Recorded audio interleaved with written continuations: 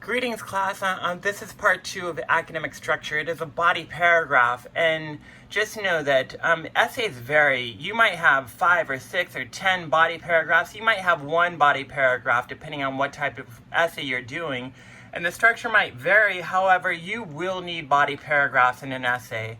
And there's really 4 components of a body paragraph. 1, you want a very clear topic sentence. You want the very first sentence of your body paragraph to be very clear in terms of what you're writing. So if I go back to our thesis, it says, dogs are the best pets because they are loyal. If I'm doing this idea for this paragraph, I want my topic sentence to be clear. Dogs are the best pets because they are loyal. And what is a topic sentence? It has a main idea. Dogs are loyal. That is the main idea, and I want to make that clear that I'm making that argument. And then I have the controlling idea, which pushes the argument that I established in my thesis. So, for example, if I'm saying that, if I'm doing this topic sentence correctly, I would say something like, dogs are superior to all other pets because of their loyalty. So again, that's a controlling idea, superior to all other pets. That's an opinion, that's an argument. And it also has a main idea, dogs are loyal. I would avoid starting paragraphs with quotes, statistics, research. Make your idea clear. It's okay to be blunt, but make your idea very clear and bold to start the paragraph, and then the rest of the paragraph will prove it. Which brings me to my next point. After you have a topic sentence, you must have support. So you can't just come up to your friend and say, you know what, dogs are loyal, and then walk away. You have to prove it. You have to prove that dogs are loyal in an academic essay. So there's several ways to support. 1, you could have quotes. You could have Caesar the dog whisperer says that all dogs are loyal. That would be a quote, credible source, right? Debatable, but we'll just use it for now. I could have stats. I could say 7 out of 10 dogs will bring a frisbee back if you throw it. Therefore, they're loyal. Right? So I could have statistics to prove that dogs are loyal. Or I could have examples. If I'm allowed to write in first person, I might argue that my dog sleeps next to my bed every night to protect me. It's showing his loyalty, which dogs often do, right? So I could work on the wording of all that, but if you listen carefully, I'm supporting my idea. And an academic essay must have research to support points. You must go out and find other examples. You must find quotes. You must find stats from other sources to prove your idea. So it's not just you saying it. You have credible sources to support you to make your argument more credible. And then the next part is elaboration. Now, a lot of students after high school, they like to write these paragraphs. Many people do this actually, where they have their topic sentence. They say dogs are loyal, and then they'll have a stat. And then that's it. Or they'll have several stats or quotes together, back to back to back. And I think it's great to have research, but you have to explain your research in your own words. You have to summarize it. You have to analyze it. You have to evaluate it in your own words.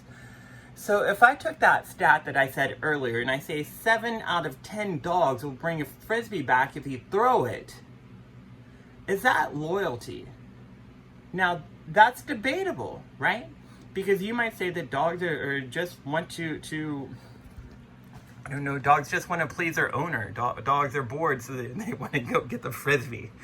I don't know if that's necessarily the best example of loyalty, that stat. However, if I believe that's loyalty, I must elaborate it and prove it. So I might say that 7 out of 10 dogs will bring a frisbee back if you throw it, therefore they're loyal. I'd have to elaborate on that and say, yes, this proves that dogs are loyal because they know their owner loves that frisbee so much that they want to bring it back to them because they know they care about it, right? So I have to elaborate. I have to elaborate on my research. I have to work with my research. And then I want to end my and you might have several quotes. You might have several quotes in a paragraph, but in between you want to elaborate on your own words. You have the mortar in between. And then you want to end a paragraph with a summary transition. Academic essays are, honestly, they're repetitive. But you want to clarify what your paragraph is all about. You want a summary statement, and you also want a transition. Now you can end a paragraph at the transition. You could start a paragraph at the transition. You just need a transition in between. For beginning writers, I would say it's easier to have a transition at the end than at the beginning because it's hard to do a transition topic sentence in one sentence. That's tricky. So it's easier to just end paragraphs with transitions. Going back to what I said earlier too, you want to avoid ending paragraphs with quotes or sources or research, because you have to elaborate on it to explain how they tie in. If you have a quote and you don't explain it, the reader's lost. So you want to work with that. And again, I should emphasize this too. The only place to really ask a question in an essay is a hook. Outside of that, you want to avoid questions because the readers want answers.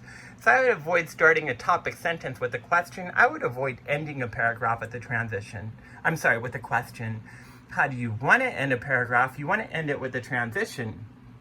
And transitions, they lead the reader into the next idea. It builds a bridge between one paragraph to another. So for example, good transition words are adverbial conjunctions, furthermore, however, in addition, moreover.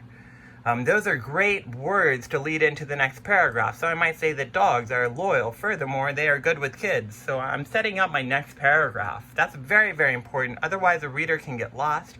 You're making your essay reader friendly. And transitions work like this. Imagine that you woke up tomorrow and there were no signs on the road. None. No stop signs, no yield signs, no signs saying go 20 around this bend. A lot of people would say that would be scary. It would be frightening. I live for that day. I can't wait for that day to happen. But to stay on topic, this is what transitions do. They say, let's stop on this idea. It's saying that this idea is coming up next. Saying, let's slow down here. Let's really think about this.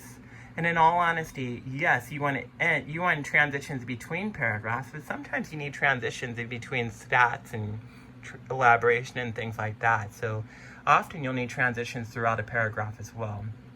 But this is the main structure of a body paragraph: topic, sentence, support, elaboration, summary. And again, I want to be very clear in terms of what I'm looking for. When I was in college, I didn't have teachers who did this, so I'm trying to be different. I'm trying to show you guys how to write an essay, and I can honestly tell you that in future classes, teachers will be looking for this as well. So if you have any questions, please send me an email, and thanks for listening.